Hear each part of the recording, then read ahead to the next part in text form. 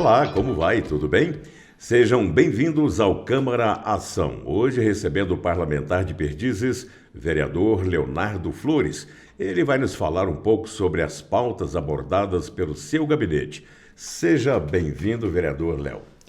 Obrigado, Flávio Silva, da equipe da STV, pela oportunidade de estar aqui de novo, esclarecendo um pouco do nosso trabalho e prestando contas, para os cidadãos perdizenses.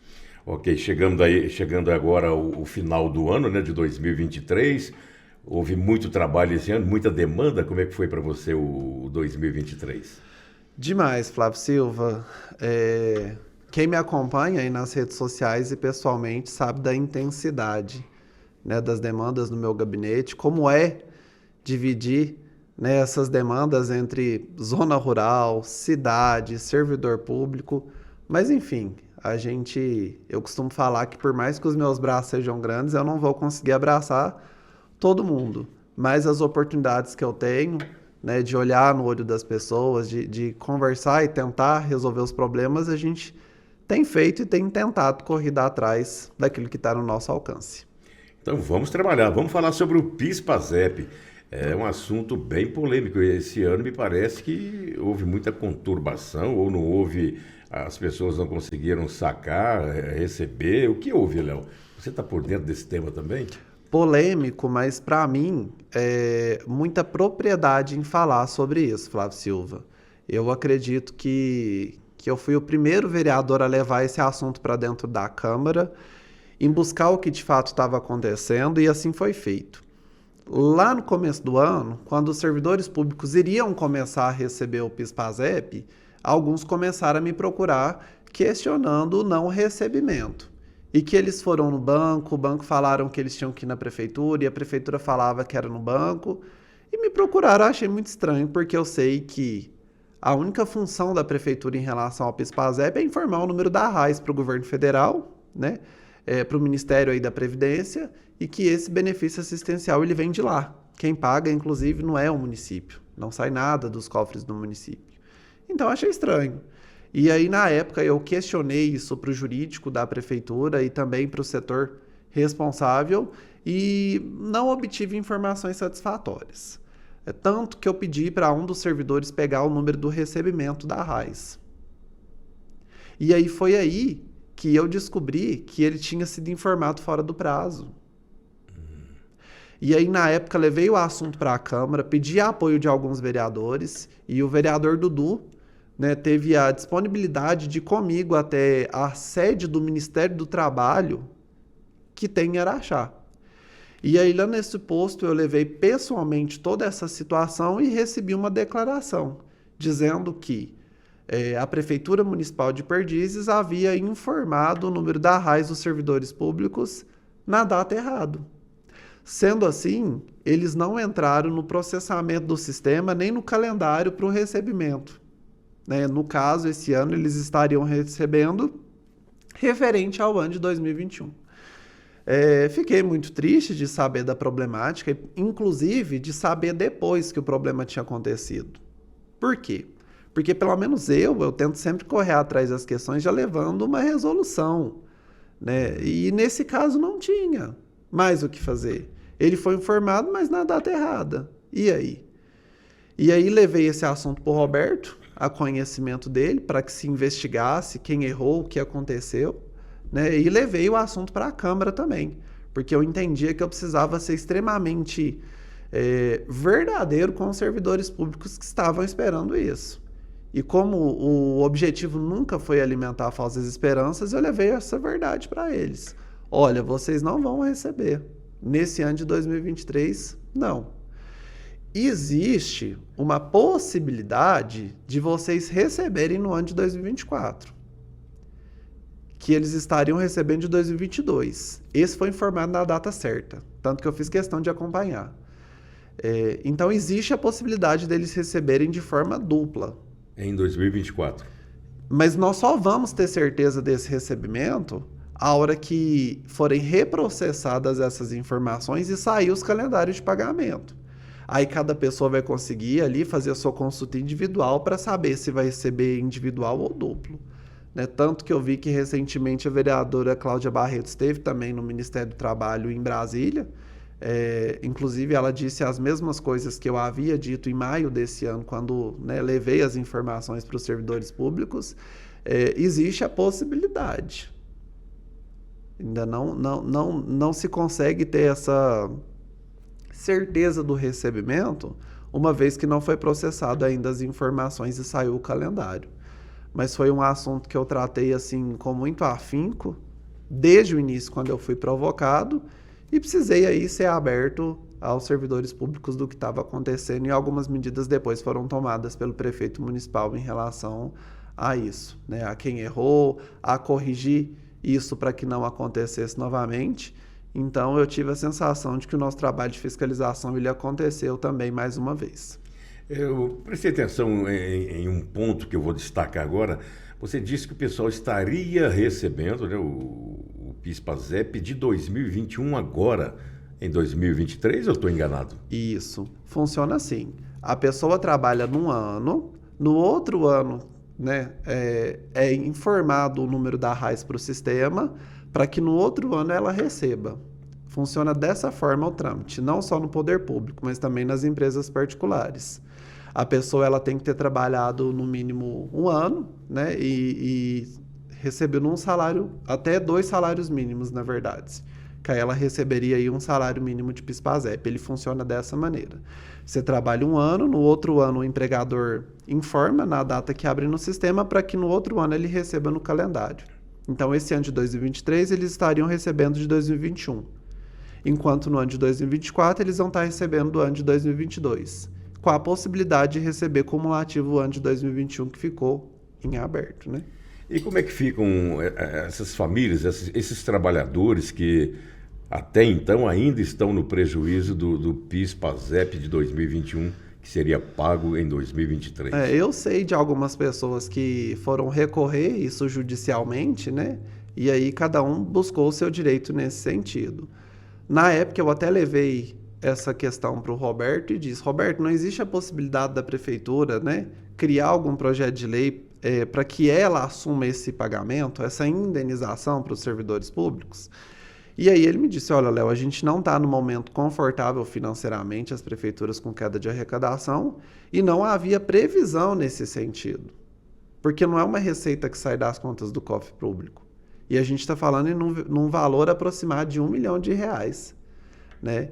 E aí eu soube que eles também foram em Brasília tentar buscar informações, tentar reverter isso, mas ainda não aconteceu.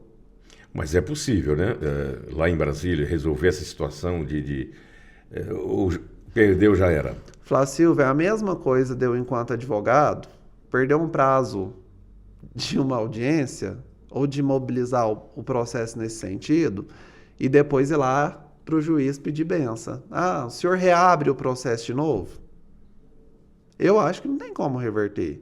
Informou, mas informou na data errada, né? O trabalho político que a prefeitura tentou fazer é garantir que eles recebessem aí nesse próximo ano, em duplicidade, né? O 2022 e o 23. 21. Aí seria o 21? Não. Pra agora 2024. Em 2024, eles vão receber o de 2022. Isso. E aí recebeu o de 2021, que ficou vago sem receber ainda, né? As informações que eu tenho são essas, as que eu tive do Ministério do Trabalho em Brasília, né, e de Araxá, dos bancos, mas que a prefeitura até então ainda não havia se mobilizado para arcar ou indenizar algo nesse sentido. Eu soube que eles, né, descobriram de quem tinha sido o erro, né, e corrigiram ali para que não acontecesse novamente. Ok, então, nesse caso, o nosso comércio aqui na cidade deixou de circular cerca de R$1 milhão. Exatamente. Eu tenho todas essas declarações. Na época eu informei para todos os servidores públicos que me pediram. Todos os documentos que eu tinha, eu deixei público, aberto e transparente para todo mundo que me procurou. E na minha defesa na Câmara, quando eu levei esse assunto, eu usei as mesmas palavras que você. Além da gente ter aí pessoas deixando de receber um salário mínimo que ela contava com o recebimento do PIS/PASEP, é menos um montante em dinheiro que deixa de circular no nosso município, né? É verdade. Bom, vereador Léo Flores, vamos a um rápido intervalo e a gente volta daqui a pouquinho, né, batendo aquele papo e levando a informação, né, do seu gabinete, de você como vereador para o nosso público. O programa Câmara Ação volta daqui a pouquinho. Até lá.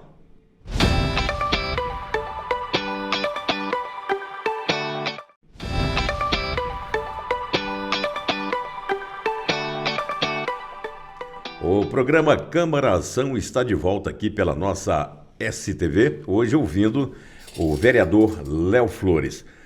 Léo Flores, a nossa produção detectou um problema, né, com a agência dos Correios aqui na cidade, detectou também sua atuação em cima disso, um trabalho seu para a tentativa, né, de buscar melhorias nesse atendimento. Fale sobre isso, por gentileza. Mais um assunto interessante para falarmos, até porque trata-se aí de novo de direito coletivo, né?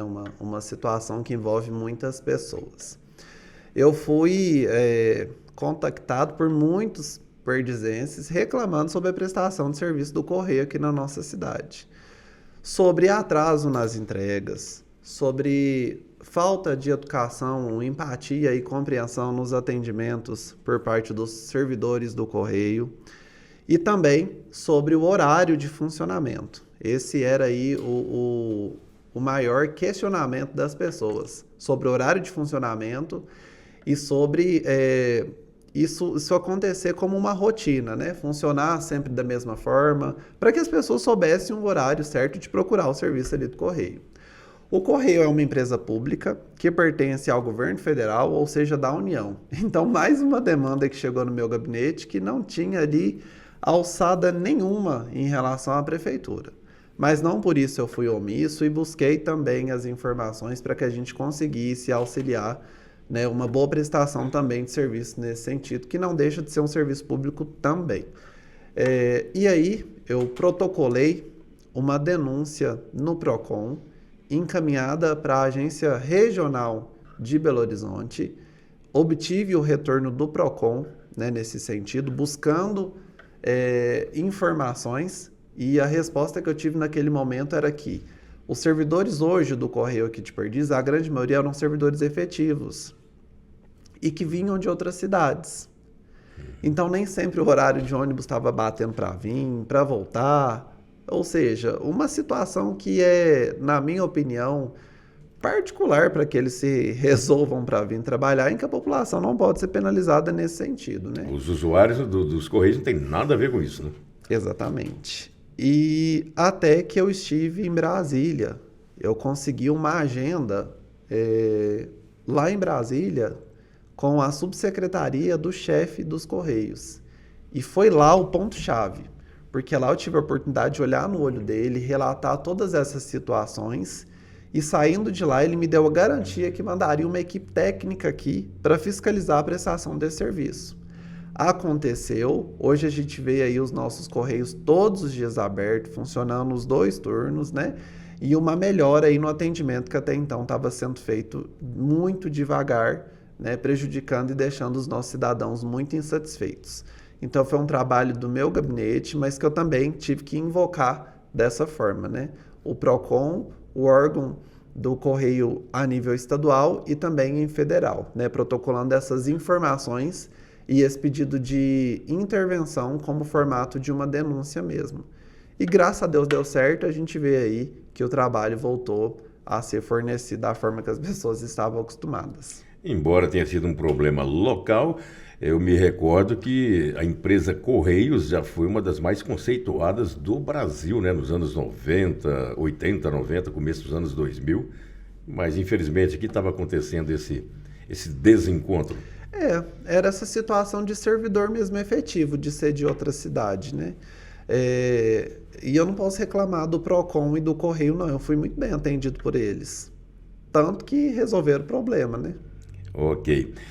Leonardo, Correios, a gente deixa agora de lado um pouquinho, problema solucionado. Vamos falar sobre o piso da enfermagem, né? E teve participação também do seu gabinete. Quer fazer uma explanação a respeito? Quero. Primeiro, para falar que os enfermeiros foram enganados. A gente não está falando em nada de pagamento de piso. O que tem acontecido por parte do governo federal é uma complementação de salário para que eles não recebam menos que o salário previsto no piso. Quando a gente fala em piso, é a alteração do salário base. E isso não aconteceu.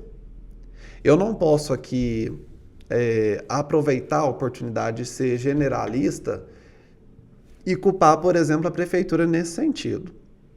Porque o governo federal criou o piso da enfermagem e jogou a bomba para que os prefeitos resolvessem. E isso é uma questão financeira alta, não prevista, né? Em que municípios pequenos, de fato, não conseguiriam pagar. E aí virou todo o imbróglio jurídico em relação a isso e o governo federal resolveu assumir a responsabilidade. E aí a gente teve suspensões judiciárias, decisões judiciárias na esfera pública, na esfera privada. Então, assim, muitas situações distorcidas e de dificuldade de interpretação. Porque a gente está falando de técnicos, de enfermeiros, de auxiliares de enfermagem, né? E cada município aí tem uma realidade de carga horária, né? Uma realidade de hora extra, enfim. Então, eu acompanhei desde o início, tive no Ministério da Saúde em Brasília, nem me lembro quantas vezes, mas foram muitas, na tentativa de ajudar nessa interpretação para que aqui, quando acontecesse, fosse efetivado de maneira certa e transparente. Tanto que depois de resolvido todo esse imbróglio jurídico em Brasília e no STF, os prefeitos municipais tiveram que fazer uma lei, né, em que as câmaras autorizassem as prefeituras a repassar esse dinheiro que o governo federal estava mandando para cada servidor, pelo seu CPF, inclusive. E quando esse projeto de lei chegou na Câmara, estudei ele assim, fielmente, minuciosamente, tanto que fiz uma emenda para que, caso houvesse alguma discrepância daquilo que falava a lei federal, ou que o município, no informe de recebimento de cada servidor pelo seu CPF, se isso fosse feito de maneira errada, que o município ficava obrigado a reparar esses danos. Por quê? Se a única obrigação do município, segundo esses entendimentos, é só de informar, né, através do CPF de cada servidor o salário que ele recebe para vir um complemento, e se ele informa isso errado? E se ele não alimenta o sistema errado? O servidor vai ser penalizado? Então, fiz uma emenda no projeto de lei na época nesse sentido. Passou e também pela Câmara, né? Passou, foi tudo aprovado, sancionado pelo prefeito, tanto que a gente já está aí indo para o terceiro mês de pagamento do complemento. E agora ele começou a ser alinhado, né? Tem dado certo, a prefeitura está informando aí, e a gente vê os nossos servidores recebendo um complemento nos seus salários. Está longe de ser aquilo que a gente queria, não é piso, é complemento, mas já é aí um adicional financeiro satisfatório nos bolsos dos nossos profissionais da enfermagem aqui de Perdizes. Eles sabem disso, né? Algum enfermeiro aí que estiver acompanhando, né, essa entrevista nossa, eles sabem do nosso diálogo para interpretar essa lei, da dificuldade que foi, e a gente não deixou eles desamparados nesse sentido em nenhum momento. Bom, se é complemento, então não é piso. E para 2024 a previsão de se tornar o piso salarial de fato, ao invés de complementar? As únicas respostas que a gente tem sobre o complemento tem data para 31 de dezembro de 2023. Então a gente não tem nenhuma portaria e nenhuma resolução ainda do Ministério do Trabalho nem do governo federal falando sobre como será isso em 2024. Ainda, mas eu acredito que agora, nesse mês de dezembro, a gente já começa a ter alguma luz nesse sentido. Pelas conversas que eu obtive em Brasília, no Ministério da Saúde, eu acredito que nos próximos 6 meses de 2024 ainda deve continuar acontecendo em formato de complemento. Bom, esses seus trâmites, né, no meio de vários assuntos, vários aspectos, você transita muito. Como é que está agora, ao final de 2023, você transitar ali pelo executivo? Está tudo normal? Está tudo tranquilo? Ou há algum incômodo, alguma coisa que possa tentar atrapalhar? Ou está tudo normal a situação? Final de ano é sempre uma correria, né? A gente está acostumado com isso. A gente teve aí um ano muito atípico com essa queda de arrecadação que a gente tem visto falar de muitos municípios, e aqui em Perdizes não foi muito diferente. Né? Quem executa o orçamento público municipal não são os vereadores, né? É o prefeito municipal. Mas a gente teve aí muitas justificativas e respostas da não prestação de serviço público devido a isso, né? A queda de arrecadação, a ter que segurar para fechar as contas no azul. E aqui eu posso até aproveitar a oportunidade, Flávio Silva, para informar para os nossos servidores públicos que podem ficar tranquilos em relação ao 13º, que foi garantido pelo prefeito municipal, que ele já está em conta e que será pago aí até antes da data acostumada. Então, uma notícia boa para os nossos servidores públicos, quer dizer que de alguma forma ou de outra, essa contenção de recursos, ela fez com que o município chegasse aí no final do ano cumprindo as suas obrigações, né? Eu não tenho muitas queixas em relação à minha abertura e ao meu diálogo à Prefeitura Municipal, não. Por mais que às vezes não atende ou é feito a prestação de serviço público da forma que a gente queira, mas sempre que eu requeiro informações ou busco o prefeito em relação a isso, ele está lá aberto para me passar essas informações. É tudo através de ofício? Nem sempre. Às vezes eu saio um pouco dessas formalidades, sabe? Eu acho que a gente precisa ter o compromisso com a verdade, mas, sobretudo, em tentar ajudar a ter resolução. Você sabe por quê, Flávio Silva? Eu acho que para apontar erro, não precisa de vereador. Qualquer pessoa pode apontar o erro. Você pode estar subindo aqui a hora que você sair, né, aqui da STV, encontrar um buraco na rua e tirar uma foto e postar nas redes sociais ou mandar para o secretário. Então, apontar erro, qualquer pessoa pode apontar. Agora, pelo menos eu tento sempre seguir um compromisso para ajudar a ter uma resolutividade, né? Não só apontar erro, mas a gente também buscar uma resolução nesse sentido.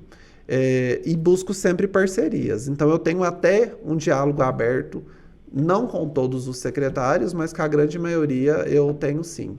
Não foi um ano fácil, mas a gente vai chegar aí com as contas no azul, graças a Deus. E se preparar aí para o ano que vem, né, que é um ano político e que muitas coisas também acabam que vão ser executadas no ano que vem. E tem muitas obras para serem executadas no ano que vem.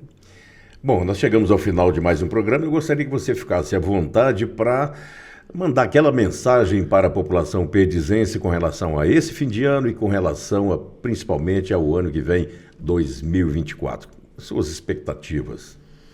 Agradecer a oportunidade de você estar aqui de novo, né? E antes de tudo também agradecer a população perdizense, né? Por me abraçar, por acreditar nas demandas que a gente leva para a prefeitura, que a gente defende, que a gente também abraça junto com a população.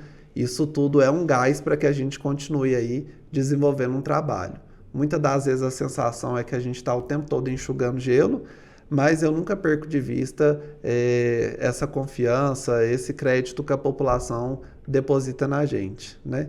E desejar que o ano que vem a gente inicie aí com todo vapor, né? Continuando aí na cola da prefeitura para que as situações sejam resolvidas e fortalecendo a nossa parceria, que é em devolver resultado para o povo de Perdizes que espera e merece isso da gente.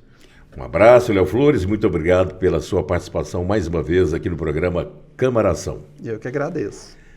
Vamos finalizando mais um programa com a presença do vereador Leonardo Flores. Muito obrigado a todos que nos acompanham. Até breve.